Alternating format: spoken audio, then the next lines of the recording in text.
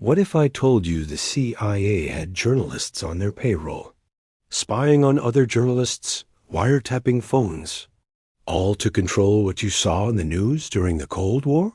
Yeah, welcome to Operation Mockingbird. Buckle up, because the rabbit hole goes deep, and today we're jumping in with zero filter. Well, YouTube-friendly zero filter. Hit that subscribe button and let's go. First things first, there is a ton of confusion because people mash together two different things under the same name, Project Mockingbird or Operation Mockingbird. So let's separate fact from legend right now. The hard fact, the actual documented CIA operation called Operation Mockingbird happened in the early 1960s. It wasn't some glamorous James Bond propaganda thing. It was straight-up illegal wiretapping of American journalists' phones. The CIA was paranoid about leaks. Someone was feeding classified info to columnists, especially this guy Jack Anderson and his partner Paul J. Scott. So what does the CIA do? They go full surveillance state. They get approval to put 24/7 wiretaps on multiple American reporters' phone lines inside the United States. Yeah, that thing they're technically not allowed to do to U.S. citizens on U.S. soil? They did it anyway. According to declassified docs and reports from the Reporters Committee for Freedom of the Press, this was a full-blown domestic spying operation targeting the press. Phones tapped around the clock. They were trying to figure out who inside the government was talking to the media. But here's where it gets spicy. In the 1970s, the floodgates opened.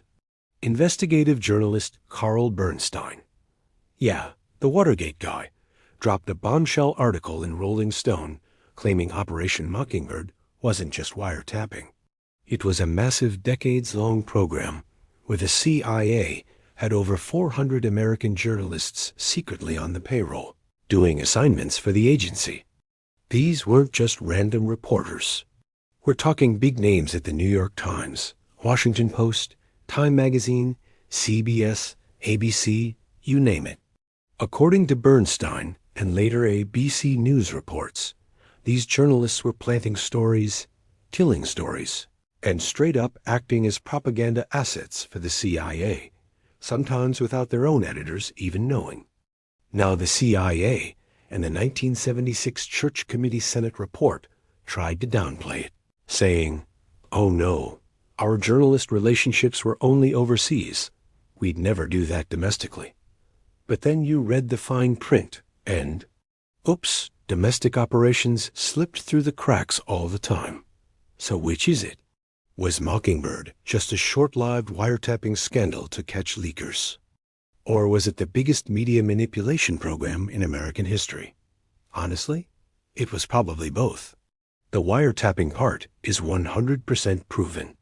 The 400 journalists on the payroll part comes from extremely credible sourcing, but the CIA still classifies a lot of the documents, so we may never get the full picture. One thing's for sure. During the Cold War, the line between the free press and the intelligence community got real blurry, real fast. And who knows? Some say these kinds of relationships never really ended.